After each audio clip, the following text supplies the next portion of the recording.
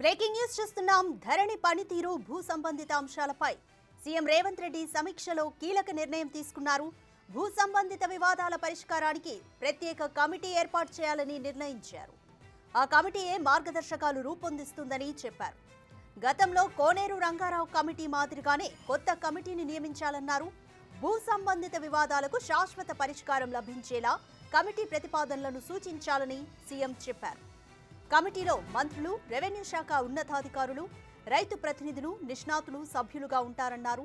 ధరణి ప్రారంభం నుంచి ఇప్పటి వరకు తీసుకున్న నిర్ణయాలపై సవివర నివేదిక అందించాలని సీఎం ఆదేశించారు.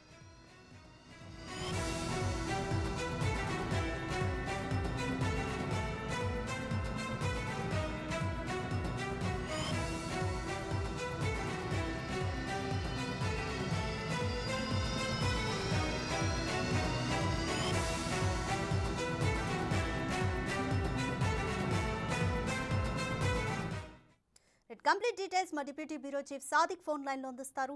సాదిక్, చెప్పండి, ధరణిపై రివ్యూ మీటింగ్ నిర్వహించారు సీఎం రేవంత్ రెడ్డి. ఎవరెవరు ఉన్నతాధికారులు ఇందులో పాల్గొన్నారు, అలాగే ఏమేం కీలక నిర్ణయాలు తీసుకున్నారు? ధరణి ప్రారంభం నుండి ఇప్పటి వరకు జరిగినటువంటి నిర్ణయాలన్నింటి కూడా సవివరంగా నివేదిక అందజేయాలని ముఖ్యమంత్రి రేవంత్ రెడ్డి అధికారులకు ఆదేశించడం జరిగింది. అంటే ఒక రకంగా చెప్పాలంటే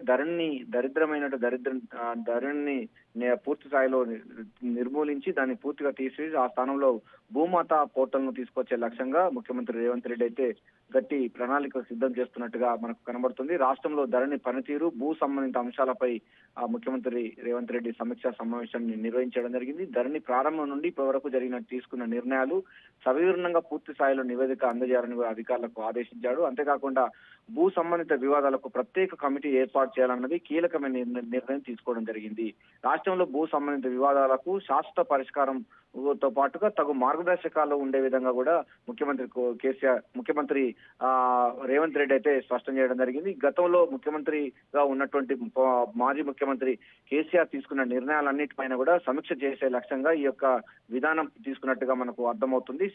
సో గతంలో ధరణి కోసం చేసినటువంటి ప్రతిపాదనలు కానీ, ఆ తర్వాత జరిగిన 33 మాడ్యూల్స్ లో జరిగినటువంటి అవకతవకలు కానీ, ఆ తర్వాత రైతులకు ఎట్లా నష్టం కలిగిందో కేసీఆర్ ప్రభుత్వంలో పూర్తి స్థాయిలో వివరణ నిర్ణయాలు ఇవ్వాలని కూడా అధికారులకు ఆదేశించడం జరిగింది.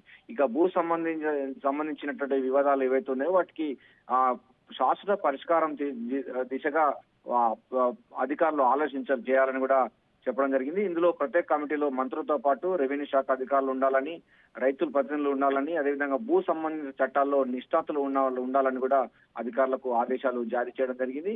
ప్రధానంగా ఈ అంశాల్లో చాలా సీరియస్ గా ఉన్నట్టుగా మనకు స్పష్టంగా అర్థమవుతుంది.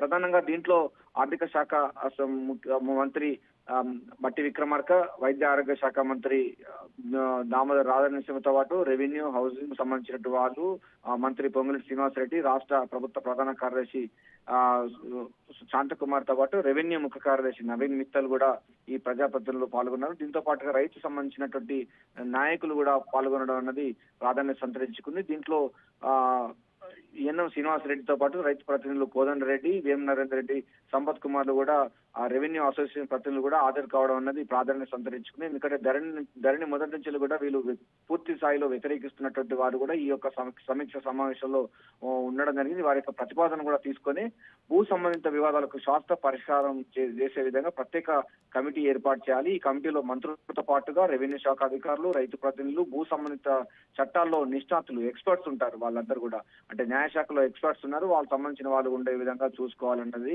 ప్రధానమైన అంశం.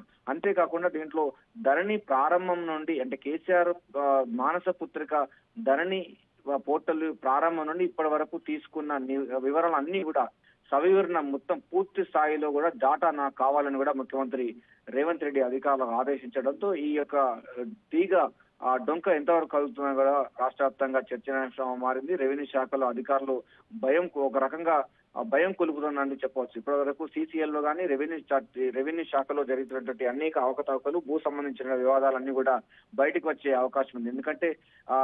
ఎందుకంటే ధరణి ద్వారా నిషేధిత జాబితాలో ఉన్నటువంటి భూములను కూడా కొంతమందికి రిజిస్ట్రేషన్ చేశారు. వారి యొక్క వివరాలన్నీ కూడా దీని ద్వారా బయటపడే అవకాశం ఉంది. ఎందుకంటే ప్రభుత్వ భూములు, అసైన్ భూములు, దేవాదాయ భూములు, వక్ఫ్ బోర్డు భూములు, ఇనాం భూములు, ఇట్లా రకరకాల భూములు ఉన్నాయి. ఇవి అన్ని కూడా నిషేధిత జాబితాలో ఉన్నాయి. కానీ నిషేధిత జాబితాలు అంటే కొనుగోలు చేయడం కానీ, అమ్మకాలు చేయడం కానీ జరగకూడదు, రిజిస్ట్రేషన్ జరగకూడదు. అయినప్పటికీ కొంతమంది కేసీఆర్ బంధువులు, కేసీఆర్ సంబంధించినటువంటి మిత్రులకు దారదత్తం చేశారని కూడా కాంగ్రెస్ పార్టీ మొదటి నుంచి కూడా ఆరోపిస్తున్న దరిమిలా ధరణి ప్రారంభం నుండి ఇప్పటి వరకు తీసుకున్న నిర్ణయాలన్నీ కూడా సవివరణంగా నివేదిక అందజేయాలని ముఖ్యమంత్రి రేవంత్ రెడ్డి ఆదేశించడం అన్నది ఇప్పుడు కలకలంగా మారిందని చెప్పవచ్చు.